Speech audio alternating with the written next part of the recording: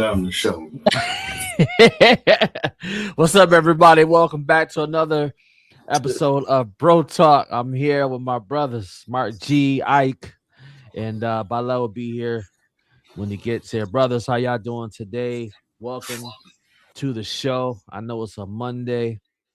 Some people call it Monday Fun Day. Maybe that's on Sunday, but whatever day, it's a day that the Lord has made.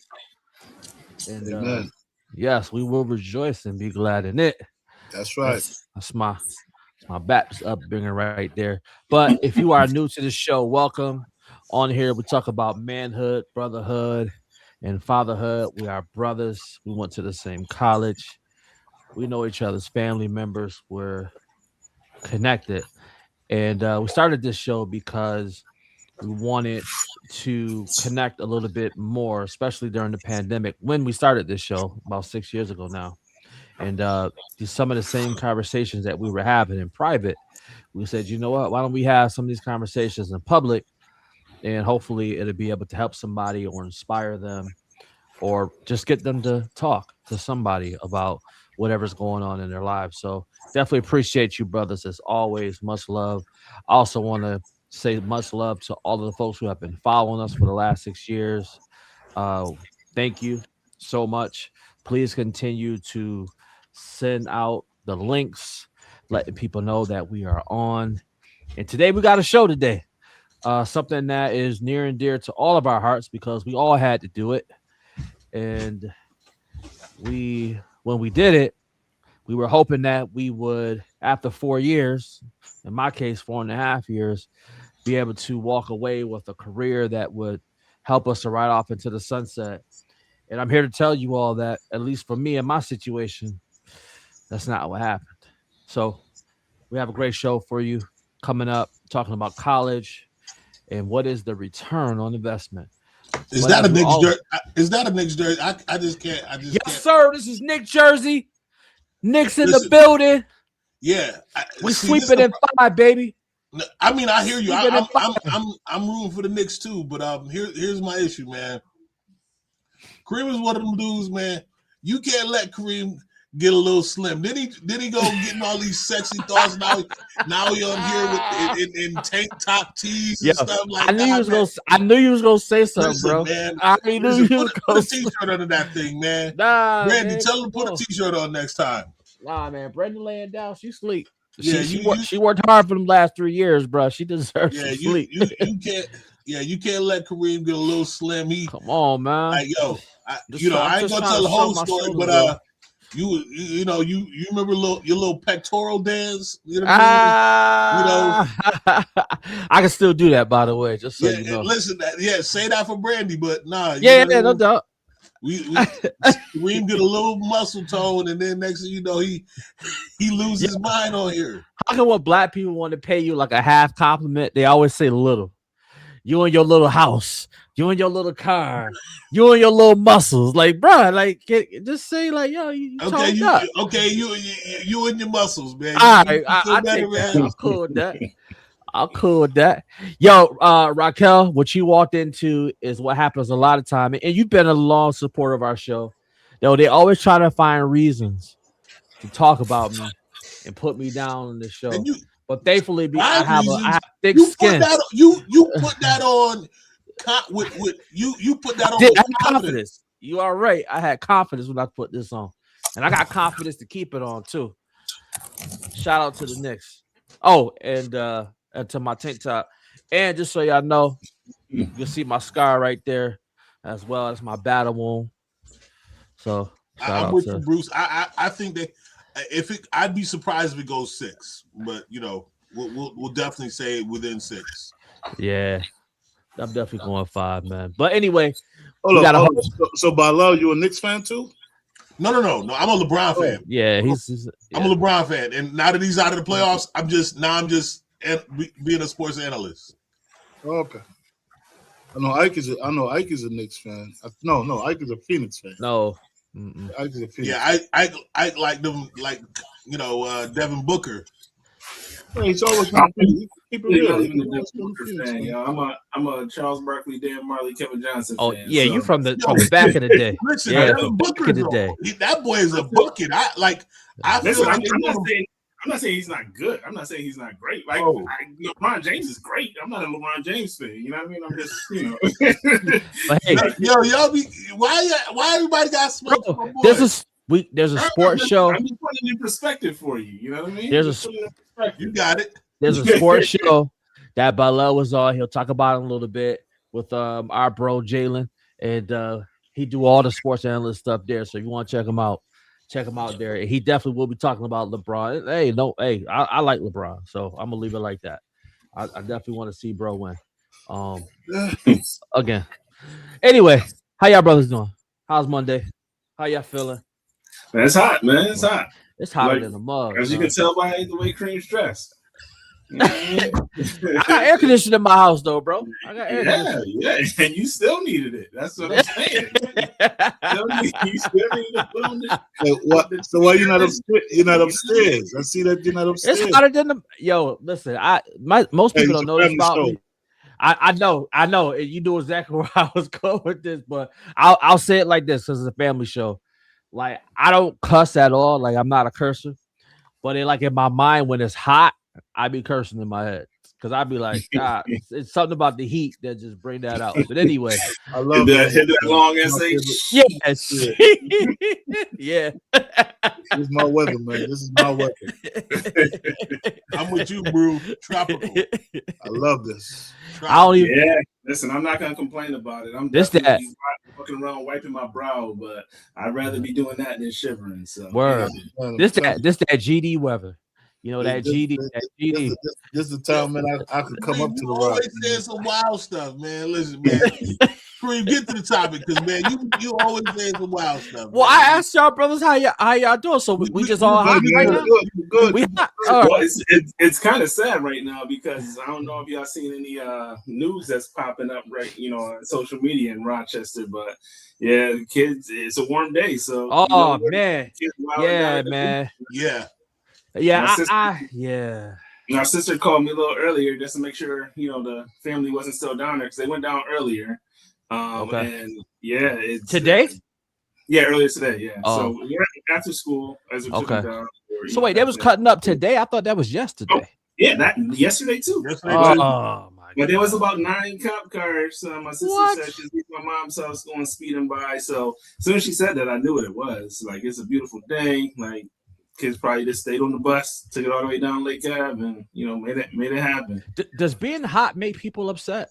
Is that? I guess so, because I guess I be saying stuff in my head when I be hot. So I guess I think what happens is it just brings more people out. So there's more people out. There's more people congregating in one place, and then somebody remembers something that happened when it was cold outside. Or something you said, right? Remember when you was talking all that? When now we here now. I don't even know if it's at a point where it's even as much the beef as it is anymore. It gets them a platform. Like, somebody's going to turn on their camera, and next thing you know, it's going to be on social media. And I think that's something that has to be addressed as well. Is you know what I mean? Kind of if someone is caught on camera recording and promoting this kind of, you know what I mean, this perpetuating this, I think that's something that as a community we need to address. Figure out some kind of way to address it. Yeah. I have a question for y'all brothers, right? Mm-hmm. I'm thinking about with the summertime, man, not only in Rochester, all over the city. It's always, young people, teen violence situation. And I always say this. I know y'all probably heard me say this before. Why don't we put kids in school in the summertime, and in the wintertime, they get their vacation? You know what I'm saying? I want y'all to think about that. Let's think about that concept. I'm thinking about it. Let's think about the concept. That means all the classroom got to be air conditioning, right? Central air type stuff, to make sure that happen.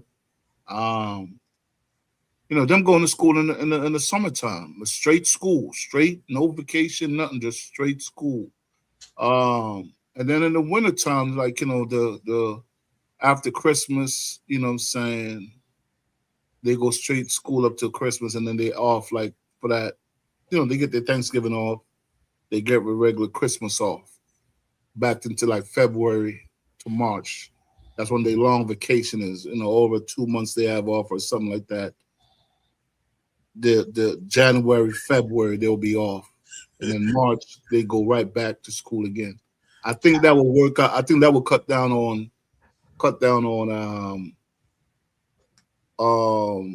attacks. So I don't know what the right word to say it.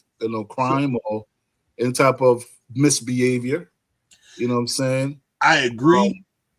I think the thing is though, bro, that goes against bRho's program though, because he's been getting good with keeping, Now, and I appreciate you on that. Excuse me, Kareem. But Bruce brings up a funny point. He said, "Man, imagine your last day of school and there being a blizzard outside." He said, "I'd be tight," and I can't help but laugh because I feel.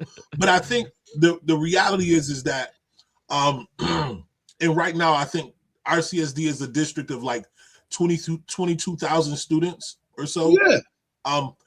And so we'd be punishing the majority for what a minority are doing. I don't think it's the majority of students that are, having these behaviors and acting out in this way. I agree. I think there's got to be something that we do in terms of, changing up how, I've been an advocate for year-round school because forever. So I think you know what I mean? But knowing what some of these teachers deal with, I started to say, man, you know what? They earn every bit of that little break they get. They need it, bro. Well, they're gonna have their break. The teacher's gonna have their break. They're gonna have, but you know what I'm saying? Because to me, for teachers, it'll be better off in the wintertime. They got break off. They take off and go to a warmer country for their vacation. You know what I'm saying? Like I know if it was like me, wintertime, February, January, man, I'm in Africa. Y'all know me. I'm out.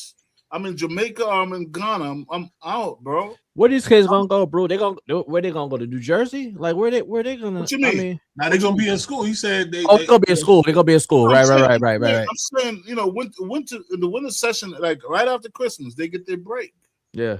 You know what I'm saying? Because if you think about it, the winter, man, who's going outside, man? You got the little, you know what I'm saying, the little bad ones, you know what I'm saying? They'll go out there and make a little mischief, but it won't be that high. It's too cold outside for them to be outside doing something wrong, man. You know what I'm saying? Bro, your idea might grow some legs, man. Some people say, bro, I've been talking about that for years. Like, let me give you again, just kind of doing the work that I do. They won't be hanging out at the beach. Doing the work that I do. One of the things that we saw spikes during COVID. A lot more unplanned pregnancies, within our teenage demographic during COVID. Oh, yeah. But what do they call the winter? What is one of the terms that the winter is called? Well, cuffing season. Cuffing season. You know what I mean? You give some youth a lot more free time, and now less options on places to go, and it's now going to be indoor stuff. Bro, listen. Guarantee we're gonna see a few more babies born. These dudes gonna cuff regardless. You said this is true. They don't cuff regardless, bro. You know what I'm saying? So we ain't gonna take it because of the wintertime. Wintertime, they may not have. Wintertime, there's no cuffing season for youngsters because they have to leave their house to go out to somebody else's house. You know what I'm saying? Summertime is easier. It's an easier cuffing. It's nice outside. We got to be outside. Wintertime is cold. I'm in Rochester. I'm not about to go. I'm not going to, you know what I'm saying? Where your street again? Columbia. Columbia. I'm not leaving Brockwood to go to Columbia, bro. You know what I'm saying? I ain't doing it. I'm gonna tell you know what I'm saying? Unless I'm right there by the U of R, by Ope. You know what I'm saying? Hope Street, whatever you call it. Hope. Yeah, my Hope. Yeah. You know what I'm saying? Yeah, I would slide over to Columbia, but I ain't doing that if I'm not close, bro. I'm not doing it, every time No, I'm just saying. I think the reality of the situation is that schools are still kind of they're still made and they're still created for businesses, right? They're not necessarily made to to educate. They're not necessarily made to support families. They're not necessarily made to support kids and parents, right? It's really for businesses. And when you think about the work schedule and the way that businesses are set up, I think the most ideal time for these kids to be out of school is during the summertime. Because during the summer, it's also an opportunity for, the vacations and all that stuff to happen, going to warmer weather, but not necessarily having to go down south. You can go pretty much anywhere in North America, right? And tourism can, kind of flourish during that time. During the winter, people ain't going, anywhere in the northern 25 states or so, right? So you're not going to get the tourist attractions and all that as well too. So it's all like kind of still built around commerce and making sure that the rich people can still get rich. Yo, so I agree with that, but I don't agree with that with our cousins though, because they're gonna go to them cold states. They're gonna go skiing, sledding, yurting, whatever. Yeah, like the little fancy camping places, man. It's like, but you got to think too. Like, who's got a lot of the spending power in America is Black people, yo. Like we yes, our money on a lot of frivolous stuff. You know what I mean? Yes, I'm following you now. Yeah. I thought you was doing your double entendre thing again. No, I'm just saying. I follow you for a second. If now American businesses are only pushing for the lighter, fairer skins money, then yeah, do that. Yeah. But I promise you, like, yeah, that's not happening. Like, we're going to places. And if you had an opportunity, if any of us had an opportunity to go somewhere warm or cold, what would we do? Oh, warmer for sure. We warm blooded, baby. Like, we got melanin in our skin, man. I'm not going to no freaking cold place. Exactly.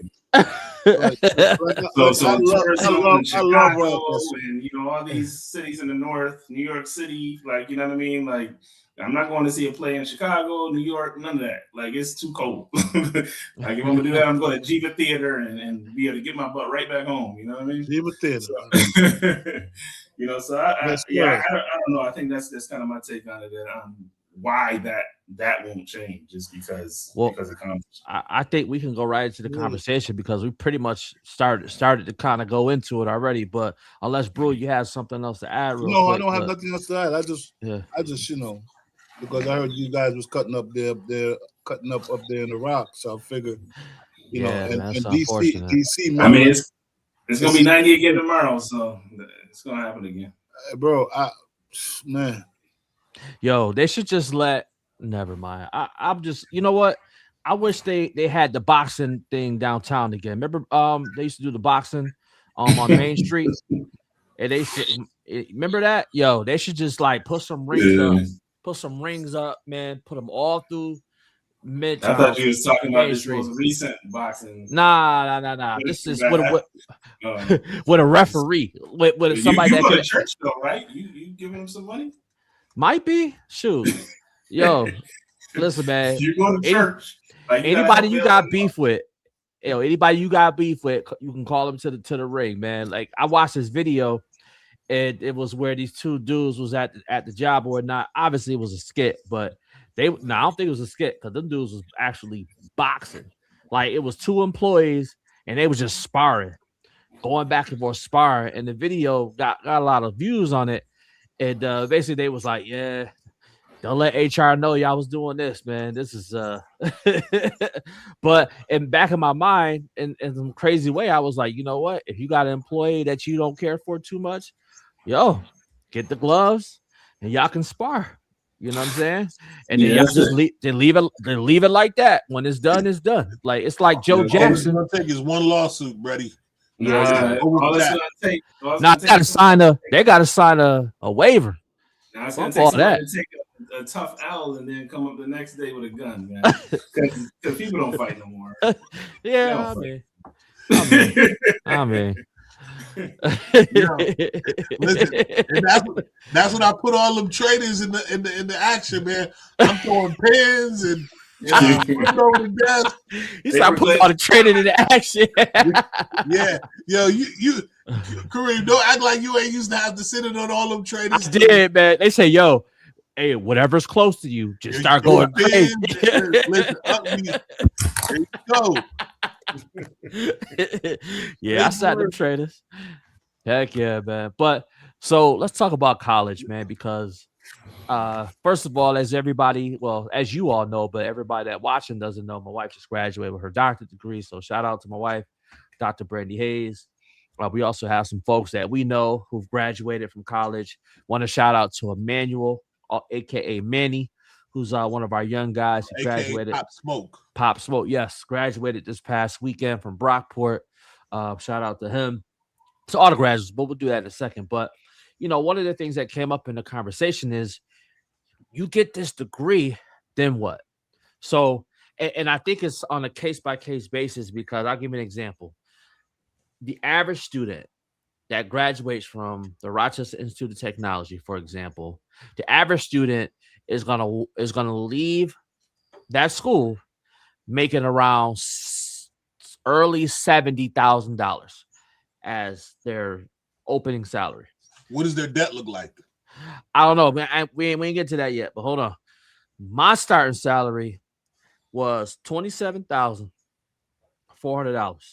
But we also talking about 30 years ago too, Kareem. Yeah, I mean, we talking about 20 years ago. I graduated 20 years ago, bro. I ain't 30 years now. Come on. I ain't graduating in the 90s. Sorry, bro. But I ain't graduating in the 90s, man. I'm a mid-2000s. You ain't had to throw nobody's name. You could have just ate that. You could have just ate that. Yeah, you're right. I could have just ate that. Nah, the days of eating, yeah, never mind. Those days is over. Those days is over, man. I ain't gotta do that no more. But yeah, so I just want to know, like, your brothers, like, what are some of your thoughts? Because, well, let me ask this: do you have the same thought behind school and its benefits as you did 20 years ago? I'll start. Yeah, listen. I'll framework it this way. I'll start with saying one of the things that my wife says a lot, and this is a quote that she heard, and we kind of talked about it and unpacked it. For millennials, and I know bRho is Gen X, but we three of us on here are millennials. We grew up in the greatest time to be kids, and the absolute worst time to be adults. Unpack that a little bit for us, though, bro. Think about it. Well, so most of us are, we barely, I just turned 45 this year. We've lived through 2 recessions as adults already. Like, as we talking about in early 20s, and then by the time I was in 30, we've already lived through multiple recessions, and that, you know what I mean. Our parents' generation, they didn't experience that. There was after the Great Depression, there was an economic, kind of boom for a solid generation where, our parents' generation, my grandmother had a 3rd grade education and did very well for herself financially. You know what I mean? Worked factory, you know what I mean? She worked at Harris for 30 plus years and, did very well for herself. That those jobs don't exist anymore. And so I think, the tragedy of, and I'm not, this is not to sound, I'm not anti-education. So I just want to kind of preface my position with that. I'm not anti-education. I just think what happened for a lot of us was, they made college and higher education this very pretty packaged kind of feather in the cap of a parents. So parents now in Black and brown communities are now pushing, so you get to your sophomore, junior year high school, and it's like, oh, what is Kareem doing after high school? And what is Bilal or Isaac or Mark doing after high school? And it's, my baby going to college, and now you feel the weight of that pressure or the expectation to go to college, and then we're getting reinforced by school counselors and everyone in the building, like, oh yeah, you should apply to this school, or you're smart, you should pursue this or pursue that. And And again, it's not a bad thing. It's just they didn't tell us the whole picture. That there was a lot of debt associated with it. And again, not every career path was a path to payday. And this last thing I'll say, and I'll turn it over to Ike or bRho. In our community, and this is data. Just don't take my word for it. Just check the data. A black and brown male with a college degree will make less than his counterpart who only has a high school diploma over the lifetime of their career. So again, it's you do the math. I just had to sit on that for a second. All right, what you got? I think the question for me, the question we always ask young people, and I wish someone would have asked me this years and years ago, is what do you want to do? Right. And I think if we spend more time with young people working through that, helping them figure out what I don't want to do, right? Understanding what my interests are, and then kind of taking those interests and then kind of honing in on those, on why do you like to do this, asking questions around that, thinking about like what your life would look like after that, right? I think those are better questions to ask young people than where you want to go to college or pushing them towards that route. Because what happens is, and we've probably seen this, I started out my college career at a community college at MCC here locally. And what I saw, well, my brother went there first, right? And when I went, he said, don't even worry about it. There's nowhere to park on the first day of school. There's probably not going to be nowhere to park the first week of school. But I guarantee you, when week 2 comes, you're not going to have any problems finding a place to park. And that's because so many young people, so many people that got into school and got into that college, they went there, one, maybe to get a refund check, right? Once they got that refund check, they went out and bought a car or something like that, or spent it on, whatever they spent it on. And then they were out.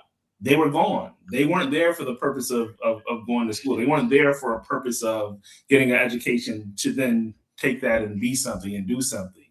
A lot of us went to college because we were told that's what we have to do, right? That's the next step. So I don't push that question. I don't push college on anybody. I ask my kids, when they, start to get to that point, and to me it's about right there, right now, is what is it that you want to do? And then let's try to figure out what's going to be the best way to get you there. Because if you don't need a degree, don't go and waste that money and pursue one. That's my take on it. Let me say something. Ike been saying this for years. And the first couple of times I heard Ike say it, I'm like, man, you bugging in my mind. Right?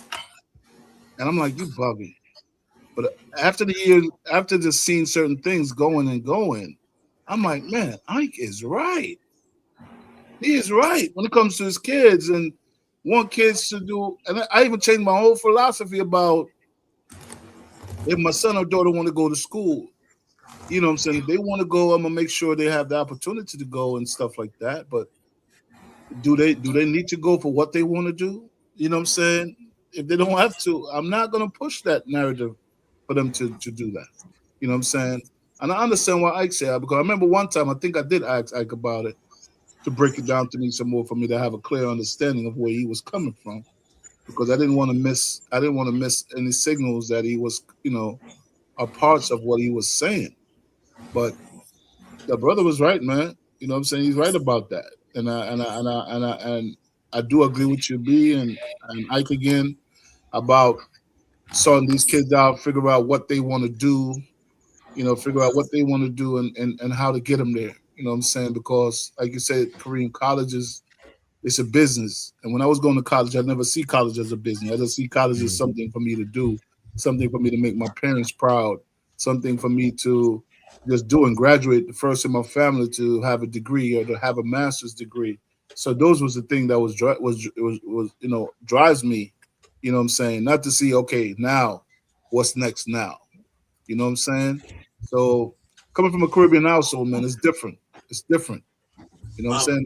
How they want to portray certain things on you, and sometimes you have to do it yourself, because I think coming from the Caribbean, man, a lot of people just want you to get out of high school and work, just start working, and sometimes that's not the option that you have. Sometimes you don't need that for yourself. You want something else for yourself. You know what I'm saying? So that's what college come into play for me, for myself. You know what I'm saying? Yeah, I had a point, B, but I'm gonna let you go first because I saw you itching, but I had another point. Yeah. So I saw Brother Darius's comment about, we're less than 3%, and I want to it made me think about this, right? Even within the the grand scheme of whether black, brown, and whomever else, right? The most educated demographic in this country is who? Black women, baby. So black okay, women. so that said, right? So agreed. One, I posed that question for a couple of reasons. One, I'd like to get some more thoughts and inputs from any sisters that may be watching on here, degreed up or otherwise. But two, because given the current climate, who just lost the most since this new administration has come in terms of, so the most educated, but we've seen I want to say somewhere around last year, it was like over 100,000 black and brown women who've lost employment, you know what I mean, through the changes that have taken place since this current administration has gone into office. And but again, we're talking about the most educated demographic per capita in this country, and that's growing, yet they're still underemployed, underrepresented, and then underemployed when you're talking about not just positions that they may, be working in, but then even in those positions not making what their counterparts, male and or otherwise, are making. So what demographic coming into the current administration was not getting degrees at a high level as they once did before? Do y'all know? It's white males. It was slowing down. Like, they weren't getting as educated. My question is, did they really need it? Was it a choice? Or was it because of things like, having to admit a certain number of students of color or international students or whatever, and then they got pushed to the side? Don't do that, because now I'm just playing devil's advocate, bro. That's all I'm doing. Devil's advocate. That's nonsense. Let me ask this question though, Kareem. Like, so what's the purpose of going to college? Like, for us, what is the purpose of going to college? Why do people go to college? They go to college with hopes that they can be employable. It's kind of like what Calvin said, with hopes of being employable. Employed doing what, though? Whatever they want to do. But what if they don't know what they want to do? Just go to college anyway, and you'll find it along the way. That's stupid. I know. Stupid. Like, I understand why people go to get master's degrees. People go to school to get master's degrees because when they school to get a bachelor's degree, they know what the F they wanted to do. Yeah. Like, that's why. Like, at that point, you're saying, oh, well, this is something that I enjoy doing. And in order for me to be successful or more successful in it, I'm going to need this degree to create some alignment. So why do people say, tell kids like they're just leaving high school that have no idea what they want to do to go to college? Like, that's what doesn't necessarily make sense to me. And then when you look at adults that go back to school, right? Like my sister's in school now, and she's getting a degree. My other sister graduated, from school a little bit later, right? Going back and then getting a degree, like when I first got into undergrad, I was failing mad classes because I didn't really care about specific classes. Like, I can imagine you failing, bro. I can't imagine you failing. I took calculus at MCC 4 times. I took calculus 1 and I failed, and then I passed it. And I took calculus 2 and I failed and I passed it. And then I realized I don't need this stupid class because I'm not going to be doing it. I'm not getting into a program that requires me to have it. You know what I mean? Like we do dumb stuff at that age just because like someone tells us that's what we should do without really stopping and thinking and figuring out exactly what it is. So again, that's I'm using my experience, but I'm also using what I saw around me. I'm using what I see around me. Like kids are going to college because they think that's the next thing to do. That's 13th grade. Like you go and you continue your education. And that's not for everybody, right? Because some people understand and some people know what they want to do when they get out of high school. That some people have a career path and they start down that. But for the most people, most young people at the age of 18, you're not ready to drink, right? that's what America tells you to do, but you're ready to pick your career. You know, it doesn't necessarily make sense to me. So I don't push kids to say, yeah, I'm going to college. I see the benefits of it. Like from a social aspect, a networking aspect, all those things are great, right? But if you're not focused and you don't know what you want to do, you're gonna be wasting a lot of your time going through and giving these colleges money. Yeah. That's one of the things, man, when I worked at for an opportunity program, and I go say, what program it is. I used to tell kids flat out, and I know I wasn't really supposed to say it because it kind of went against the program, was if a kid didn't want to go to college, I'd be like, all right, cool. So what you going to do then? Let's figure something out together. If you want to go to the military, if you want to go to work, if you want to do a trade, then yeah, let's go ahead and do that. And I would, the kid wouldn't be on my roster, but I would still be like, hey, you can come to this, like, come check it out. You know what I mean? Because I'm with you. I understood. I can see, and not always, but I think because I'm pretty trained in it, I can tell like who's really serious about really wanting to go into school and who's not. And the ones that are not, I just say, hey, let's try to figure something else out for you. You know what I mean? And I think that's what we gotta be. Like this, we were sold that dream because my mom went to college. My mom went to college. She was the first one in her family to go to college, man. This is the 70s. She was able to go, man. But my dad, he didn't go, because he had to go to work. And when we came along, they're like, hey, we want you to get a college education because that was the future. Balo, I think you said it great. I think you said it was the best years for childhood and the worst years for adulthood because we're like literally in the middle. And so now we done got ourselves, some of us, not all, got themselves in debt. And a lot of, believe it or not, y'all, it's not the undergrad that puts you in a lot of debt. I think there's a lot of subsidies for that.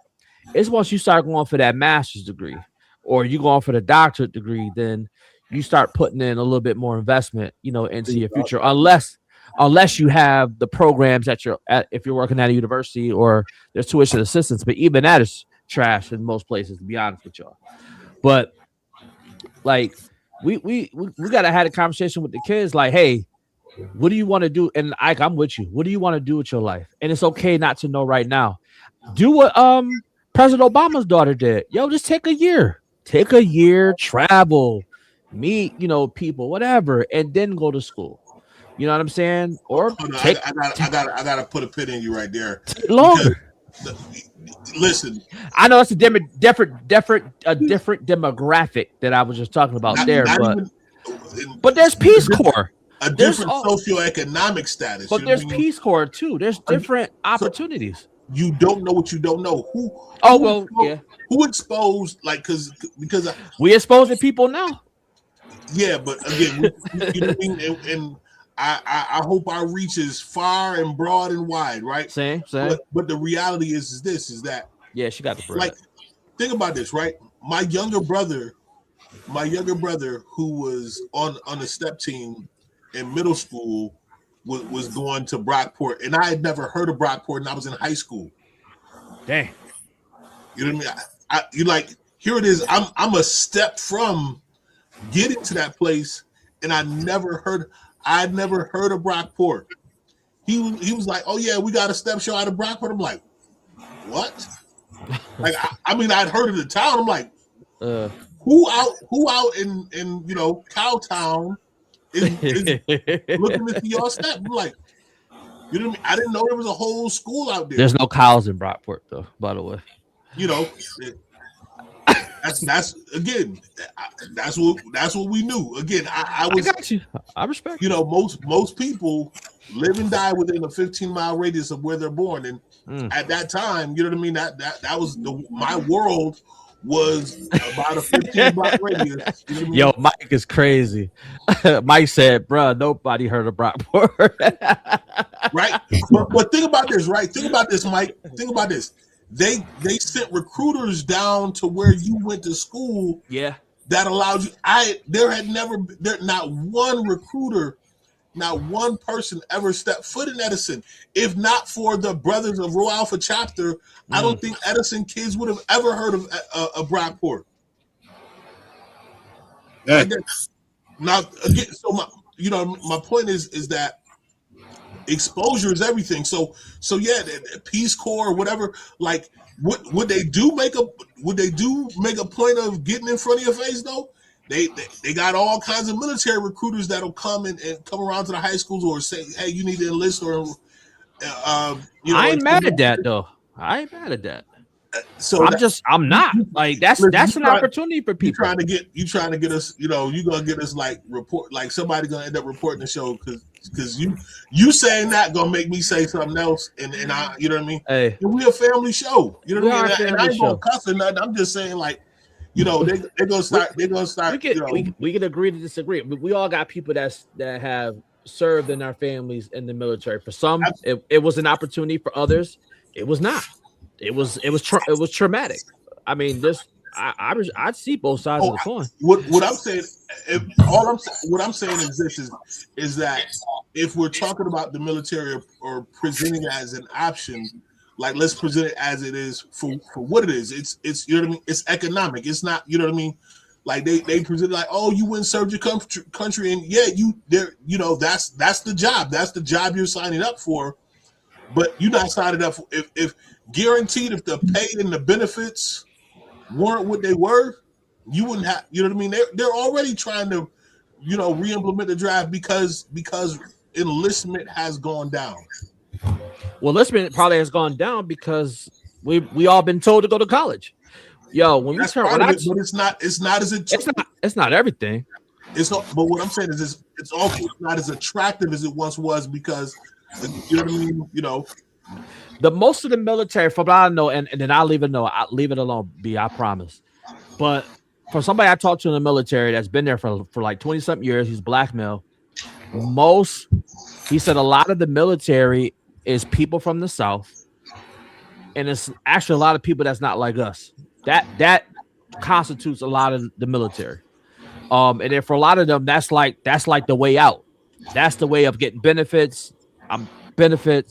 That's the way of getting 0% loans on houses, on whatever, so there's like those benefits and opportunities, the GI Bill, but we know that originally the GI Bill wasn't for us. Originally, it was really for other folks to buy homes and do all those type of things or whatever, get education. But we understand that it always wasn't made for us. I think there's a post out. I don't know if y'all saw it. I know, still ain't made, but the Penfield superintendent, and the reason why I want to say this in this space is because somebody made a comment about like what she was saying about racism and bullying and all the other stuff. It's like somebody can hear that and say like, oh, here they go again using the race card. Well, let me just say this on national YouTube and Facebook television is that until you have black skin on your body and you have to endure what we have to endure and what our ancestors have to endure and people right now have to endure, first things come out of your mouth is like, I'm very sorry. What can I do?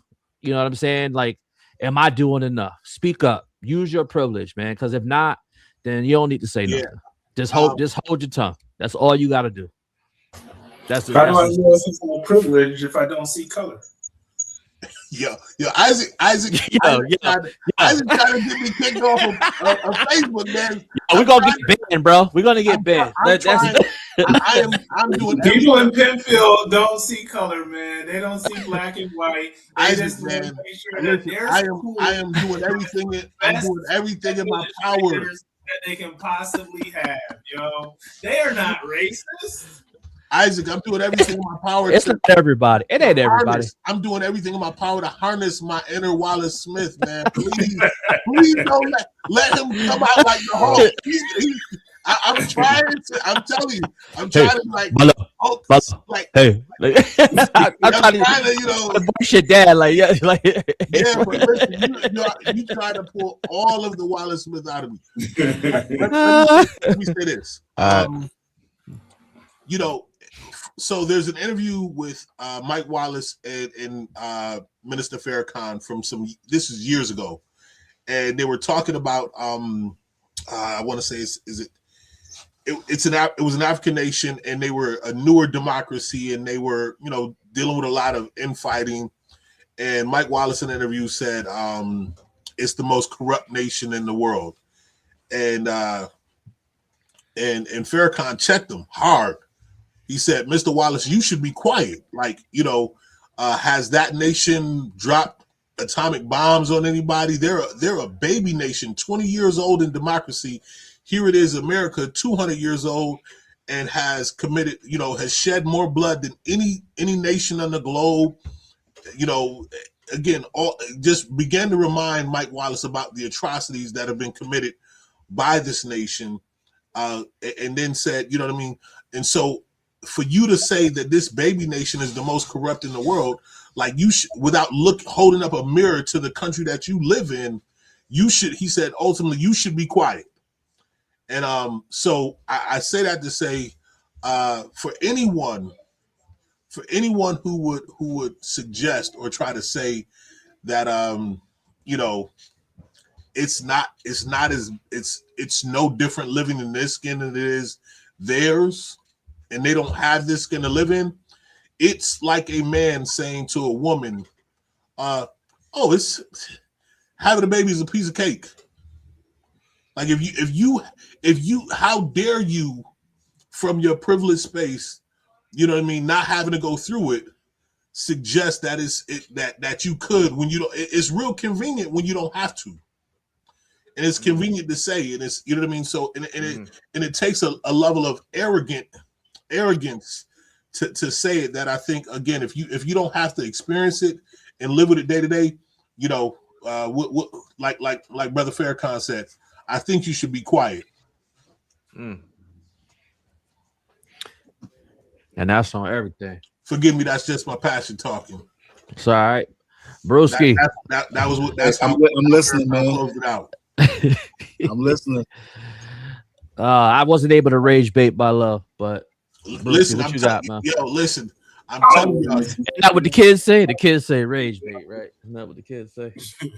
Rage bait. I don't want to get us kicked off Facebook and YouTube. I'm telling you, I have to harness the Wallace in me, because some restraint. He you know what I mean? He showed me what we really deal with. You know what I mean? I saw it firsthand. You know what I mean? Mm-hmm. Yeah. Bro, I saw you was gonna say something, but maybe you just no, I'm good. Okay. So where we at on time? Hot dog it, man. We done got off to a trail. We at almost 50 minutes right now. So I'm gonna end it with this. We have children, each and every one of us that's on this call. And bRho, your son is graduating high school in a few years. My daughter is graduating high school in a few years. Ike, your daughter's graduating high school in a few years. And bro, you got a little ways to go. Got a long ways to go, baby. Yes, sir. What is the conversation that you all are now having with your kids about the next step after college? I mean, after high school. I'm having that conversation yet. I think for me, it's more so just exposure to opportunities. You know, but I'm not saying like these are my expectations. I'm not putting, you know, any of that out there at this point. I think it's more so just, you know, Figure out what you want to do, and think about it. And I'm not pushing on them to actually have to know what they want to do, right? But also have an understanding that when that 4 years of high school is up, you got to have a plan on doing something. You know what I mean? So I think it's really just kind of starting those conversations as the exposure to HBCUs, because I think if I could have done college again, that would have been an amazing experience. As I plead the fifth on that. Yeah. It definitely would have been a different experience, right? And I wouldn't have met my wife, right? But speaking of which, Ezra did mention, as we were talking, she said, she agrees with me, but she thinks, a lot of the benefits of her going to college was the social aspect. And, I see that with, my oldest daughter, and how that could definitely benefit her. But just by being around different people, being in a place where she doesn't have that crutch to fall back on, she has to kind of figure things out. I think that social aspect of college is great for some people, but I'm not going to push her towards that if she's not ready, if she doesn't have a plan. Right. So for me, it's more so within the next couple of years is really thinking about what it is that I'm asking that question. What do you want to do? What is your plan? Are you looking to, get into, starting your own business? You want to kind of go that route, because that's not necessarily a college route. You know what I mean? So there's, different exposures, different people that you need to connect to, different conversations that you need to have. Do you love doing hair, right? Is that something that you want to explore and get a certificate before you decide if you want to open up a business, and then maybe you go to business school after that, right? But I think it's really just those exposures. And that's, I think from a work perspective as well, too, those are the conversations that I have with the young people. And that's one of the reasons why I love the Summer of Opportunity program, that we run, is because, we try to give young people an opportunity to not just say, this is going to be your summer employment opportunity. You're going to work in this hospital, and this is what you're going to learn, and this is what you're going to engage in. But it gives young people the opportunity to kind of explore different things. Year one as a freshman, you try something out, you don't like it, you don't do that again next year, right? You try something different. So for me, that's what it is. It's just kind of all about opportunities. Those are the conversations I'm having. Appreciate that. I like that. Yeah. Beach, you on mute? Yeah. So for me, it's a matter of really having that really deep dive, and we've started to Ike's point. We've started to have those conversations. Everyone knows my oldest son is a student athlete, and he has aspirations, but not only aspirations, he has the ability to play at the next level, at the rate that he's grown and developed as a player, and will continue to grow. So for me, I kind of twofold. I wanted to play football in college or beyond high school. I didn't want to stop playing, and it also, watching, I grew up in the era of A Different World. That show gave me a glimpse into a life that I was like, man, I want to know and discover and learn what that's about.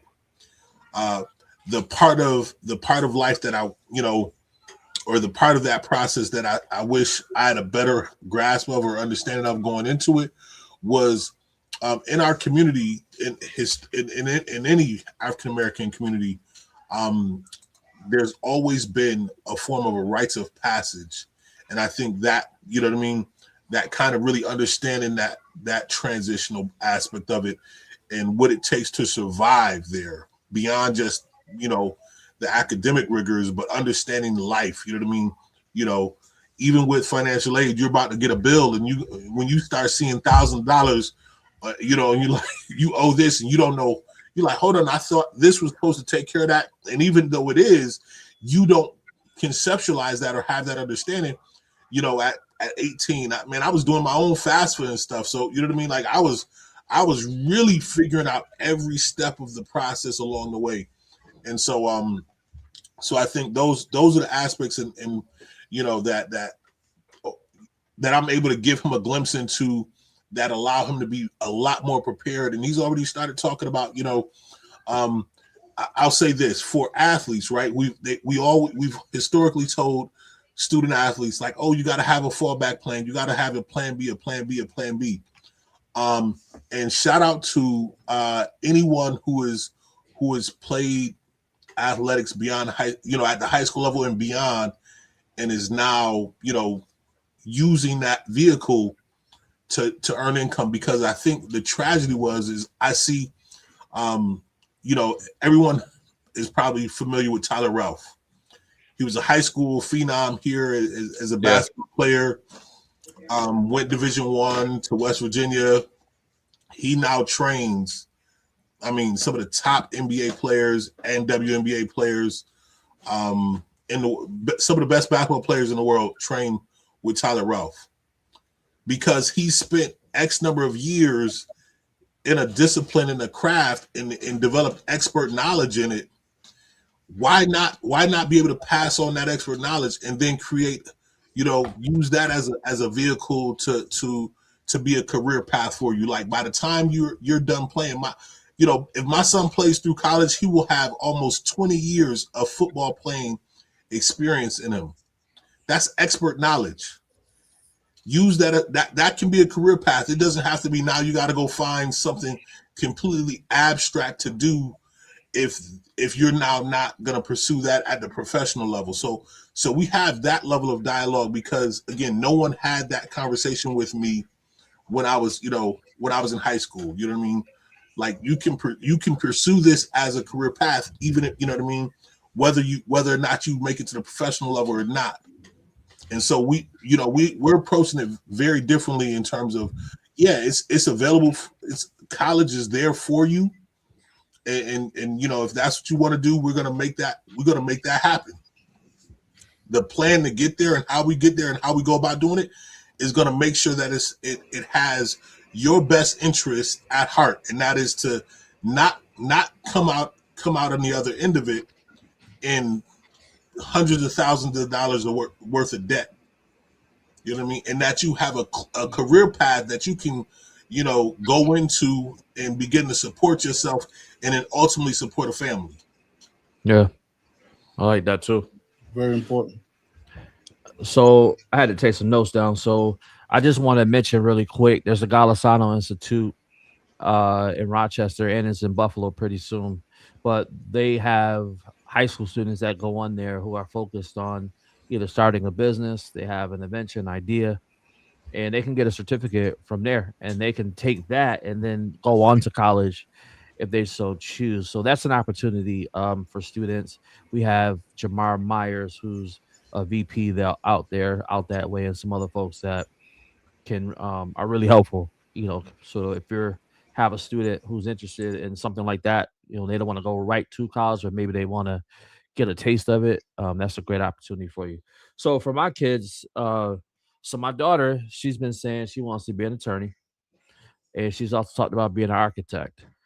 So we kind of work backwards from that, saying like, okay, well, if you want to be an attorney, you probably should definitely get your law degree, and then you should take the exam if it's something that you want to do.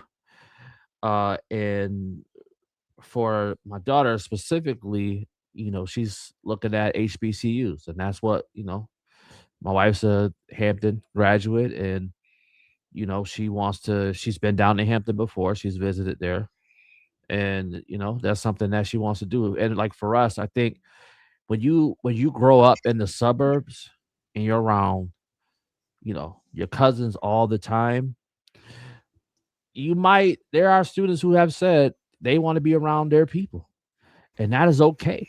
That is fine. Like there's challenges with a lot of things that happen, but there's challenges at white schools too, predominantly white schools, I should say. But it's nothing like being around your own people. It's just nothing like being around your own people, man. Especially, people that can be like family. And I know, bro, you got a whole nother thing on that. But this is from a student perspective. Can I throw this out there too? I just love it. Since we already done kind of went down the rabbit hole of politics.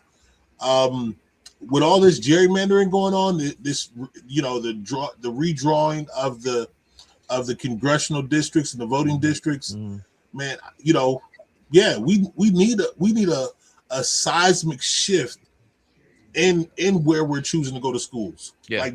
Like to continue to go to schools in these states where this redistricting and HBCUs are in these areas. Choose to go to a HBCU. If we're gonna spend money and we're gonna pay back money to an institution, take our talents to the HBCUs and watch what happens. The same way, listen, they'll never admit it, but when Coach Prime was able to get Travis Hunter to recommit from uncommit from Florida State and to decommit from Florida State and to commit to Jackson State. His home school, by the way, where he went to college. Yeah. That changed the landscape of football because immediately after, not much longer after that was when you saw the NIL instituted, because they knew his drawing power at that little HBCU was enough to begin to change not only what HBCU life looked like at Jackson State, but that could become a trend. And so the only thing that they had that they could offer the top athletes that could beat the draw of a Coach Prime is, we got millions. We got millions to offer. Yeah, so I said my daughter, so that's a great point, B, because that's the next thing I was going to get to with my son. So my daughter, we're pretty much set in that right now. And I think it would be good for her and just also her overall experience of being a teenager going into her 20s, just to be around her people. So I'll leave that like that. For my son, he wants to be a Division I athlete. We're gonna get him there, and he's pretty open to the schools. He goes by the schools that he knows that exist. Even though we talk a lot about just some different schools or whatnot, but I am 100% for if he wants to go to an HBCU to play ball. 100%. To see not even just at Jackson State, but to see the Black NFL players who now have become coaches, and to see them coaching like Mike Vick at Norfolk State and Deshaun, what's his name? Jackson Wilson. Jackson. Yeah, Deshaun Jackson at Delaware State, who I don't know if he's still there or not, if he moved to another school, but he's still there, right? So like things like that. Tennessee State too. Oh yeah. Eddie George. Eddie George actually is at Bowling Green now, I believe. He did. He just left. Tennessee State, but he was at Tennessee State. He's at Tennessee for State a number of years. Yeah. So like that, like that to me would be important, right? Because he would have that, have that exposure and experience. And I'm okay with the fact that, just because if it's part of the plan, if he says, hey, Dad, I want to do 2 years here, get my tape together, and then, I'm gonna shop it and go on, to the next thing. Like I'm cool with that. If he wants to, if that's in the plan and that's how, wants to script it. Obviously, we got to be flexible. We don't know what's going to happen, but we're looking at schools in that way. So the conversation now is like, and B, because you be there, like, get your body right. You know what I'm saying? Learn football, learn the game, learn how it's played without you even having to lift a finger. You got to know it here. And more importantly than football, like, your grades got to be on point because you got to be eligible to play. And so there's a whole process for eligibility, as well. So that's the conversation that we're having in terms of what he does. I'm gonna be, my son's 11, so he's still kind of like in the exploration stage, kind of moving into stuff. But my son's really good at talking. He would be really good salesman. Like he can sell. So with that said, like he could easily be somebody who is like a brand ambassador or somebody who works in business. He could be a CEO or something like that because he just has that. He has that leadership quality in him. So he's got a different path than my daughter. And that's the conversation that we're continuing to have, and we just continue to evolve over time. Yeah, I think we're kind of and just kind of where we ultimately end up, right? With in the grand scheme of making this decision of whether or not to go to school or to go straight to career path or whatever the case is. One, I want to say there are so many viable career paths out there. So, and you don't have, nobody has to be monolithic. You know what I mean? Two things can be true. You can go to school and start a business. You know what I mean? Yeah. You know, and I would, as a matter of fact, I would encourage everyone to start a business. Yo, learn how to cut hair, learn how to do hair, learn how to, I mean, just all different stuff. You know what I mean? That could be done. Learn how to photography, learn that stuff. I Great mean, skills. yeah. No, just get a PS5 and be a YouTuber, man. Or that. Or that. I mean, retire at the age of 15. Hey. Yeah, I you know, well, so it's nuance to that. It's nuance to that. Yep, learn a trade. Yeah. Like, I'm not sticking my hand down no toilet. So, hey, like, I want to say this to bros, and y'all three brothers, man. I want to say this to you guys. Sometimes we looked up on, we work for knowing the things that we know. We network for the things that we know. When it comes to your kids, man, if you could put your kids in a situation, put them in there. Don't care about what nobody thinks, man. Because we have a problem. We have a problem, man, with thinking about what that person's going to think over there. If your kid could handle the position and handle the situation, or put your kids in that situation. You know what I'm saying? If I'm in a situation where I, you know what I'm saying, he need to calm down to do something, and I could pull some strings to get her in there, man, I'm going to pull a string to get her in there. You know what I'm saying? I don't want bros to think that that's not, because guess what? The other people are doing it. They are doing it, and their kids is moving further along. Yeah. You understand what I'm saying? That we worried about, I don't want to ask B about that program, man, and this and that. Man, listen, man, bump that. Bro, I'm not ashamed, bro. I just say that. I just had to put it. I just want to let y'all brothers know. Yeah. In front of all these people that's watching, it's needed, you know man. If somebody called me and say, "Yo, bro, you got connected to Bowie State or Morgan? Do you know the coach at Morgan State?" Yes, I do. I got his cell phone number on deck. Yo, could you call him and do this for me? Depends on who you are, and if he's high character, I'm gonna definitely put you up front. You understand what I'm saying? I'm gonna definitely put you up front, but I'm not gonna do it for everybody. You understand what I'm saying? I'm not gonna do it for everybody. Each of y'all on this screen, all y'all gotta do is just call me. You know what I'm saying, bro? Boom, boom, boom, boom, boom, boom. It's just like y'all. I'll pull up and y'all be like, "Yo, man, I need you to cook some food." I'm not gonna tell y'all no. I'm a cook. I'm a cook. You know what I'm saying? Kareem gonna eat 2 plates and pack 1, take over Brandon. I don't do that no more. I don't do you know that. what I'm saying? Stop that. You know what I'm saying? That's a powerful point though you're making, bro. And seriously. I just had to say it because I see that, that's because seriously. So often in our community, right? Yeah. We like black folks will know everybody and everybody, right? But won't call nobody when they need, when they, you know what I mean, when they're looking for some information. And I think that's a lot of times our trauma. You know what I mean? You know what I mean? We gotta get it out the mud. I gotta do it on my own. Yeah, but I think that came from a place of like when you grew up with not a lot, you know what I mean? We got conditioned to not show, like you don't go nowhere and let people know you don't have, right? So you go, hey, whether we going to the store or we going to, the neighbor's house, right? Or somewhere, right? We get there and it's like, hey, don't ask for nothing, don't look at nothing, and you bet not act like you hungry or your stomach growling, you know what I mean? Because you know what's gonna happen.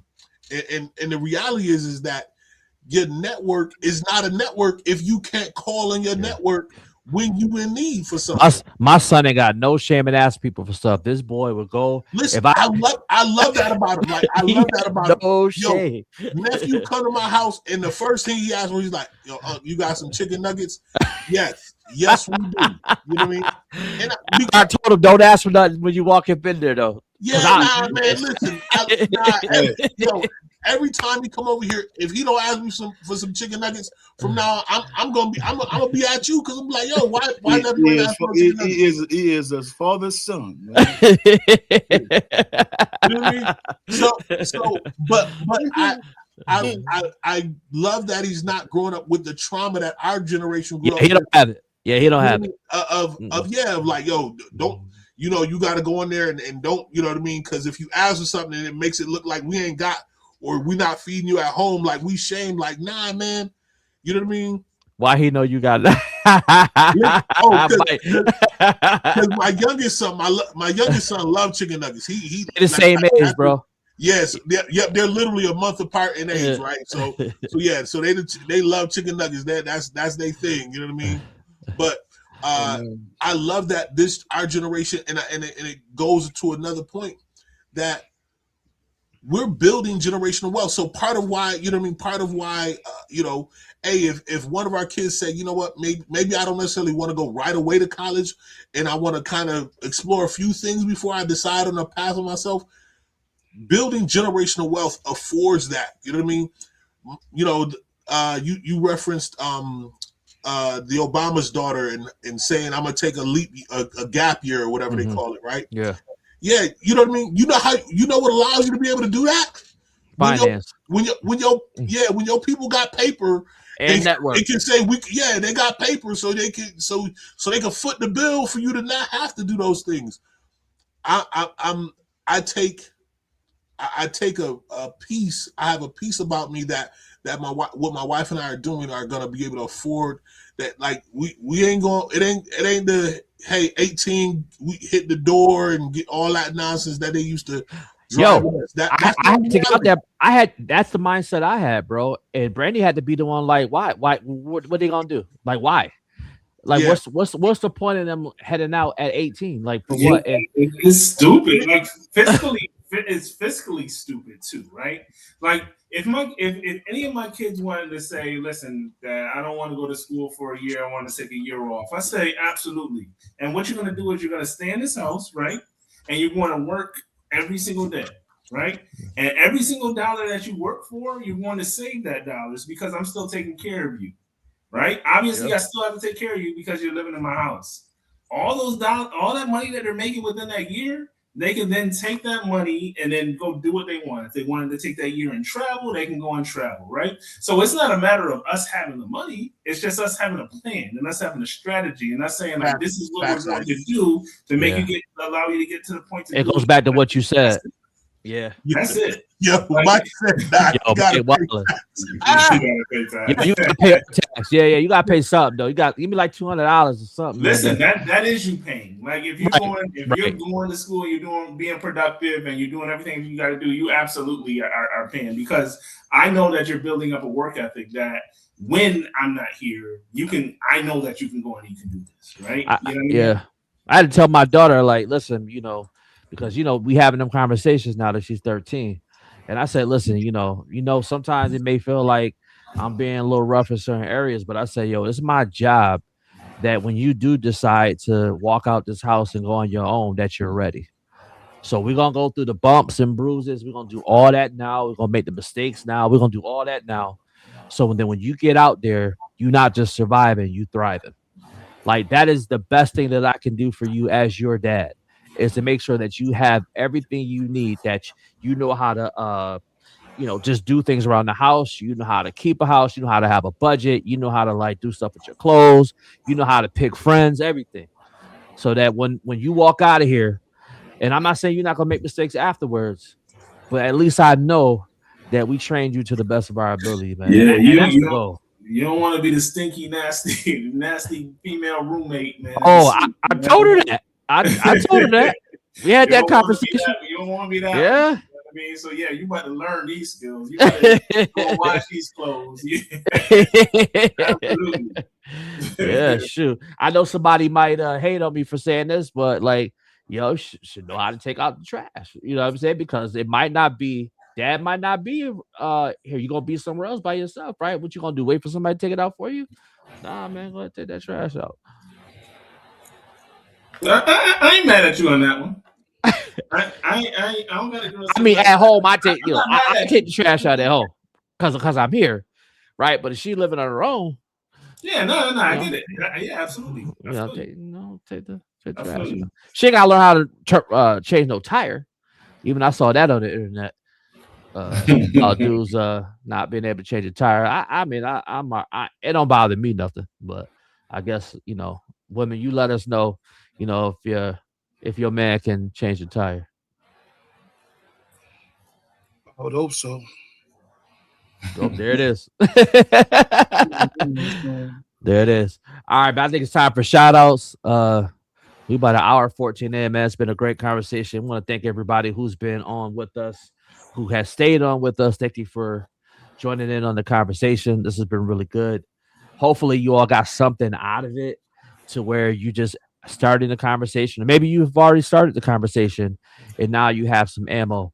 And yes, and Raquel, you got some big decisions, you and Justin, coming up, for y'all coming up for this year. So definitely shout out to y'all and the success with your sons out that way. And so, brothers, let's close it up now. Any shout outs? Yeah, let me start, man. Shout out to Raquel, man. Shout out to Rochester, the graduates from Brockport. Shout out to Miss Karen Pashadley. Shout out to my sister Rachel Grant. Shout out to all the Rochester, man. I miss you guys. I see y'all this summer sometime. Sometime before October. Yeah, you got to pull up, man. Pull the grill out. I know. Yo, bro, we want curry chicken, jerk chicken. You got it all. Sorrel, however you say it. I got that here for you. Man. I'll travel with it. Sorrow. I would travel with it. Oh, my goodness. I got it. Carrot juice.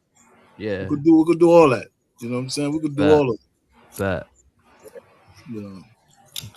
Yo, shout out to all my kids for just being dope. Shout out to Ezra for giving me all my kids. And y'all know what it is. It's Monday.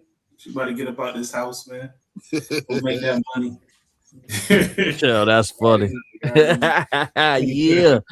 Shout out everybody in the chat tuning in for us, man. I think we had some good content coming from the chat, some good questions, some good responses. We definitely appreciate y'all for doing that. It definitely makes the show a lot more engaging and bright. On our ends as well too. We love to hear from y'all, and just as much as we hope you like to hear from us. So appreciate everybody for tuning in. Shout out my LB Mike too, man. Yeah, shout out to Lost. Yo, I sent you that clip on IG because YouTube was having none of it. They was like, yeah, we done took all about all the radicalness you gonna give us today. So yeah, shout out to everybody that was in the chat, man, in the comments, man. I saw my little bro, man, Jaywalk, man. This known this brother since he was a teenager playing football with my in high school, my brother, man. And he was when I say, man, just at the crib, like family, that's my bro right there. So shout out to Jaywalk. And just and chiming in, man, and having them around. I agree, having our kids around people that look like them, man, it's such a different, man. It's such a different deposit and pour. And my wife and I were talking about this too the other day. She went to a HBCU. She was like, "Yo, they had chapel, like fresh as a part of their freshman course requirement. They had to take chapel. You know what I mean? Like so just again, just." Is different when you're in an atmosphere and an environment where people, who can pour into you and make you feel like you at home when you hundreds or thousands of miles away from home. And so I do think that's an important quality that to kind of look for when you're starting to make those decisions about higher education. But yeah, shout out to everybody that was in the comments, man. Josh, Rose, I don't know, but you know what I mean. Definitely, that's Frat. Oh, that's Debbie Fresh. You talking about from Sigo? No, not that one. No, that's somebody else. Okay, that's somebody else. I thought that was my guy. Oh wow, Dougie. Oh, Fred. Aha, Dougie Yeah, Fresh. yeah. Yo, he's down in Baltimore, bro. I don't know if you knew that or not. Yeah, I know. Okay. Yeah, we had talked a couple times. Oh, okay, Dougie. Wow. Shout out to Bruce, man, getting on. Listen, I'm gonna plug him real quick, man, because we always shouting out black businesses, right? Here we go. Bruce sir. has an app that's getting ready to drop, man. It's going. Listen, we'll give you some more details, some more information, but just know, man, when y'all see this app, you know what I mean. Listen, please go on, support it, share it. It's for anybody in the service industry. You know what I mean. It's gonna be for anybody in the service industry. So please, you know what I mean. Go on, support the. Again, we're talking about black business owners and black career paths. You know what I mean.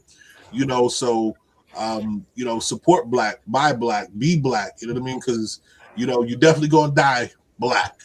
What type of services we talking about? Because you know what I mean. Not the Lyle Avenue type. No. Nah. I mean, but listen. All the brother can do is create the platform and make it be available. Who uses it and how they use it, that's their own business. No, we can't police people. You know what I mean?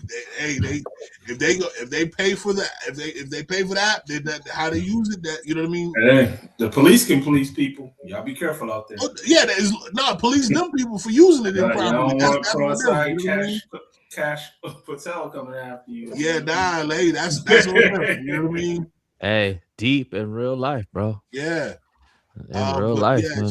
Shout out, let me say this. Shout out to you brothers, because Ike says it every so often, man. It is as much as we love this, and when we get on it and we go live, that it's like the energy finds itself to have these robust dialogues and conversations. But man, you know what I mean? It's not easy. Okay, every Monday having to plan or schedule your life around making sure that we're here and available to do this Mondays.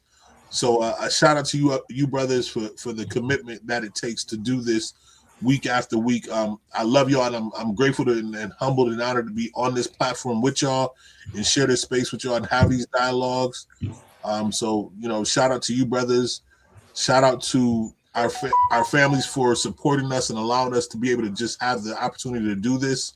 Again, working around, everything that they then have to adjust and be around. My kids, I tell my kids, y'all got to be quiet a little, you know what I mean? So I know, you know what I mean? Everybody's got to make accommodations in order for us to be able to do this. And so again, shout out to not just you brothers, but your families as well.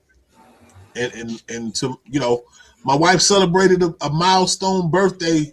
You know what I mean? I ain't going to tell her business, you know what I mean? But it was a milestone birthday this past weekend. So happy birthday. 21, baby. 21. Hey. Yeah, that's it. Happy birthday, sis. Yeah, she celebrated a milestone birthday. So happy birthday. I pray that your birthday weekend, even though some of our plans, you know what I mean, the rain wouldn't let us be great, we're gonna make that happen, and you know what I mean, and we're gonna make it happen like we were supposed to. But in the meantime, I pray that what we were able to do that was planned, that it was a blessing to your life, and I'm gonna leave it at that. Okay. And she was like, "Nah, you gotta do more, bro." Yeah. Yo, one more. That's it. One more, man. You can make a cake, and then y'all could do what y'all want to do. Yeah. But anyway, that cheesecake. I want to shout you brothers out as well, B and bRho and Isaac. Looking forward to this every Monday. Some Mondays I'll be tired. Other Mondays I'll be coming in, man, like a whirlwind. But this is the opportunity where I get to center myself, settle, and have a conversation with you brothers. And so every time we get on, no matter what's happening, we're living up to our goal and why we started this show in the first place. So shout out to you brothers, to your families as well. Also want to shout out to my kids. They are growing. My daughter, she has the big Washington, D.C. trip happening in a couple weeks. so she would be out on her own. And I thank God that we've raised her to a level where she can enjoy nice things and be in environments where she'll be able to represent the Hayes household well. So I definitely appreciate that. Shout out to my son who's been putting in work, and I'm super proud of him because the kid is like a sponge. He just takes it in, and academically, he's doing great. He's doing the things that he needs to do. So definitely shout him out. Want to shout out to my grandma, 90 years old. She's back in Rochester now. I got to see her yesterday, so shout out to her. If you got elderly family members, make sure y'all go see them because time is ticking. So go ahead and check them out. And then lastly, want to give a shout out to all the Brockport, U of R. Want to shout out Calvin Butler, who graduated with his master's degree. He's an Edison Tech grad. And want to shout out to Warren Meeks Jr., who also graduated, I think, with his master's as well. And my brother Meeks, that's Omega. His cousin, yeah. Oh, okay. Yep. And definitely want to shout them out. And shout out, I'll do this be my last one. Shout out to my pastor, Pastor Melvin Cross Jr. I almost said his full name. Yeah. He is defending for his doctorate tomorrow. So send up prayers. After I think 2 p.m. or something like that, he'll be Dr. Melvin Cross Jr. So definitely want to shout him out for that. And shout out to the couple that got married at City Hall today. I don't know who these people are, but it just made me smile. I just was a happy person. Speaking of which, I want to shout out sometimes when you do the right thing and you can, end up with the short end of the stick, it can discourage you from doing the right thing again. But I want to shout out the brother who saw what was going on this morning and intervened, ended up getting a gun pointed at him and had his car stolen. But listen, brother, you know what I mean? That was heroic. And in a world where everyone wants to be a spectator, you didn't just spectate, you got involved, you intervened, and you did something. And even though it didn't happen, you didn't get the outcome necessarily that somebody who's doing the right thing should get. I believe God got, God got bigger and better for you in the long run as a result. So continue to do the right thing. I don't know who it was, don't know your name, but man, wherever you are, I hope this gets to you. And continue to do the right thing, and just encouraging everyone to do the right thing, despite or in spite of what outcome you may get. Last thing, I'd be remiss if I didn't say, man, I want to send prayers and condolences to my Uncle Nate. Lost the matriarch of his family. Uncle Nate, we are praying for you. We love you. Again, at no age is it easy to lose a parent. You know what I mean? And because our heart doesn't process time, our head does, but our heart only knows the relationship and the connection. So, and when you're the only boy, your mama's baby boy, I know it's weighing heavily on you. And again, we praying for you, Uncle Nate. Oh, and you just reminded me. I just want to shout out to say condolences to my mom's church. They lost their pastor, Reverend Bonds. I did hear about that. Man. Yeah, Ebenezer Baptist Church. For y'all don't know, that's my home church. That's the church I grew up in. That's where I learned about Jesus. So definitely want to shout out to his wife, First Lady Bonds, and to the whole Ebenezer Baptist Church family. Just send my condolences. I want to make sure I did that. Yeah, and Kareem, man, you need to go see your dean, man. All right, don't come back on this live looking like, you know what I'm saying? Go see your dean. Thank you very much. I've been looking at you. I was trying to figure out, do I say it on live or not? I'm not. There's no way Patrick is going to be, you know what I'm saying? No, go see your dean, bro. You know what I'm talking about. Go see your dean, man.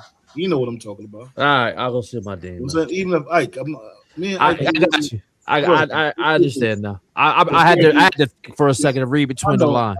I got you. Yes. See your dean, bro. Yeah. We got you. Please, I beg, oh, in my African voice. Yo, you look good, Kareem. Thanks, bro. Yeah. So, love and respect to everybody. We appreciate y'all coming on, man, and hanging out with us, man. Godspeed, God bless. You know what I mean? Did Monroe get their rings? They doing they're close. You know what I mean? All right. Listen, Cool. a lot of amazing things happening. coming together. To Good. the Jamboree was a Good. huge success. So Eminem, shout out, Em. Yeah. Shout out Dub. So My big brother. listen, y'all tune in next week. We also gonna announce something that we got going on, and we want y'all to be a part of it and set up and be a part of with us. So stay tuned for that next week too. Word. All right. Salute. Good. Peace.